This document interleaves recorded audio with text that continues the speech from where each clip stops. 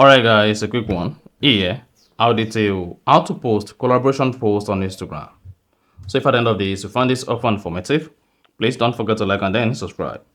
Now, to invite people or invite collaborators to collaborate with you on your Instagram post, then this is what you need to do. Go ahead and open the Instagram application on your phone.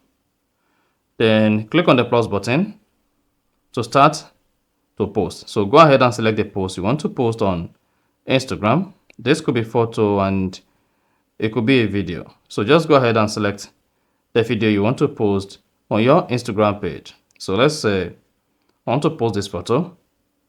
Click on next. Then click on next again. You may add audio and you may choose not to add audio. Now, to invite collaborator or invite people to collaborate with you on the Instagram post, click on tag people. Then you should say invite collaborators. Go ahead and click on that. Now, go ahead and invite your collaborators on Instagram. Search for the name or the username. So if you couldn't find the person through the username, then go ahead and search for their real name. Once you found them, click on the username, then you should see the collaborator added to the post like this. You can invite more collaborators. Just go ahead and search for the name. Then hang on and then select the name.